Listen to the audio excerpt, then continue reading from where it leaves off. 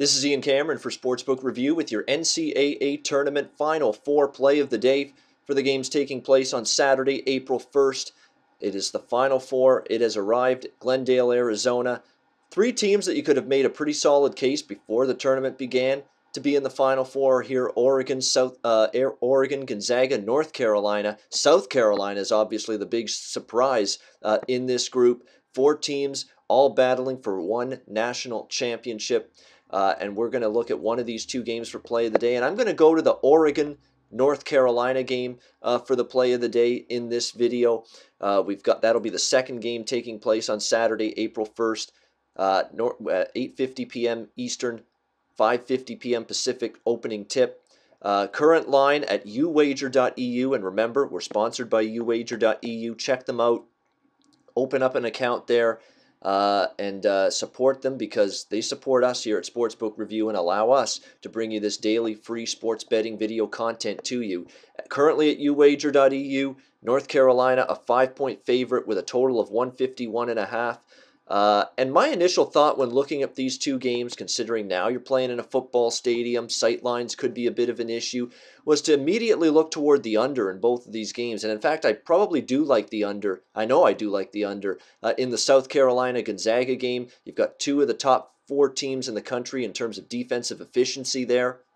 In fact, Gonzaga and South Carolina are the top two teams in the country in terms of adjusted defensive efficiency when you factor in strength of schedule and apply that to the statistics. So I think points are going to be hard to come by in that game.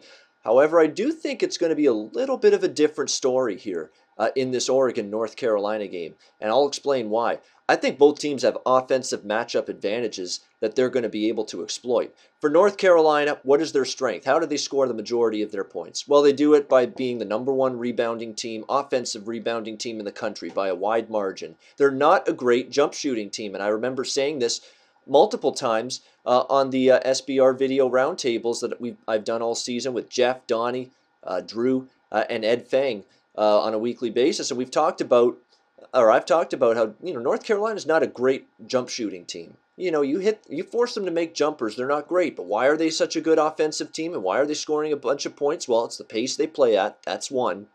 And two is they get a lot of their misses. I mean, they get second and third and fourth chances even after they miss their initial shot because they're such a proficient offensive rebounding team with tons of size.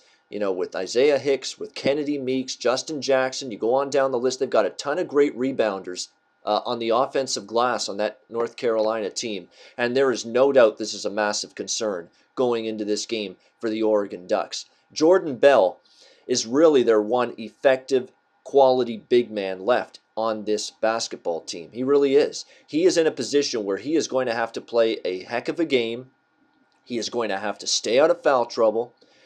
He's going to have to stay on the court, and he's going to have to try to fend off some of those tall trees in the paint that North Carolina can throw at you. And that's not going to be an easy task for him. I mean, Bigby Williams is a somewhat decent, secondary backup option, but I don't think he can handle the size underneath like a Jordan Bell can, especially from a length perspective.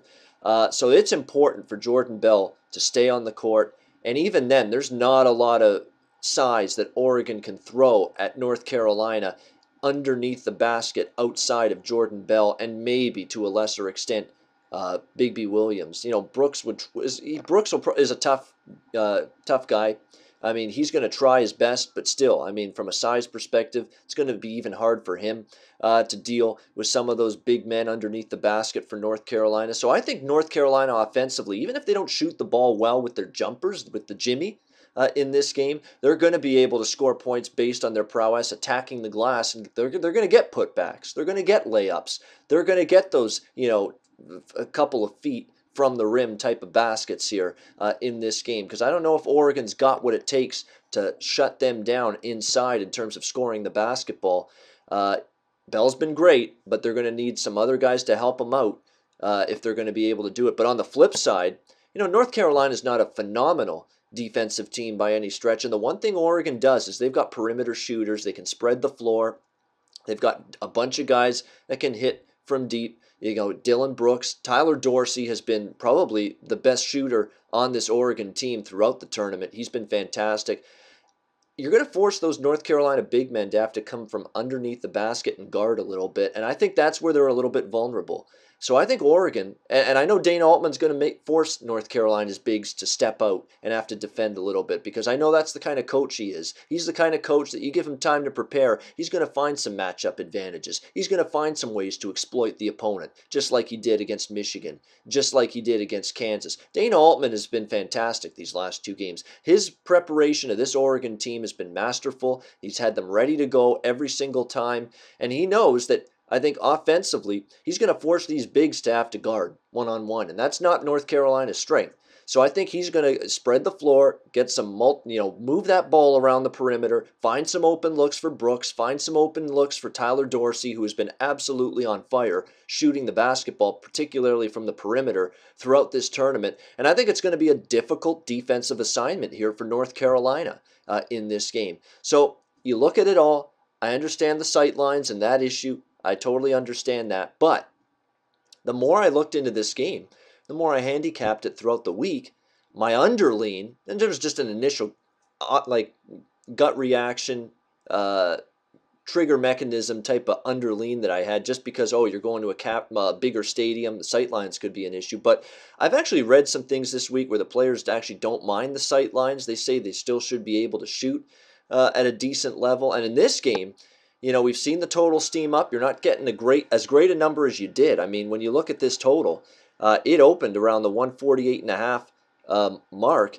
It's all the way up now to 151.5, even some 152s starting to pop up. But I fully agree with that move. The more I looked at this game, the more I handicapped it. I think North Carolina has offensive advantages here against Oregon, and they'll be able to score. And on the flip side, I think Oregon's going to be able to score some points and have some offensive advantages of their own against North Carolina. So it should set us up, for both teams being able to find their way to scoring some points here in this game. Total of 151.5 at uwager.eu. I think it's going to be a close game. I mean, I think, Oregon, I wouldn't discredit them. They've been a tough out. They've gotten better as the tournament's gone on. If this game's close late, you've got that potential for scramble points, for fouls late, which could also help the cause in getting this game up and over the total. And I do think, again, offensively, North Carolina will have their way. And I also think Oregon will have their way based on the way the matchups play out here in this particular game. So let's go to it and make it official. This will be at my NCAA tournament, Final Four, play of the day. Let's go over the total, 151.5. We're going to go over 151.5, Oregon and North Carolina. That's the second semifinal taking place on Saturday, April 1st. Oregon, North Carolina, over 151.5. That is going to be the play of the day in NCAA tournament, Final Four action for Saturday, April 1st. All right, that'll wrap it up. I'm Ian Cameron for Sportsbook Review. As always, check out sportsbookreview.com.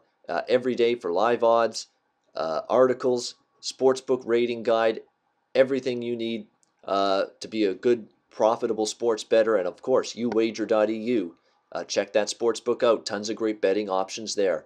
Until next time, enjoy the games and good luck. We hope you enjoyed the video. Hey, don't miss out on the best basketball betting content available on YouTube. Click our logo button on the bottom left to subscribe. And as always, guys, give us a like and drop your comments below because we want to hear from you. Visit our website to take advantage of all our free products.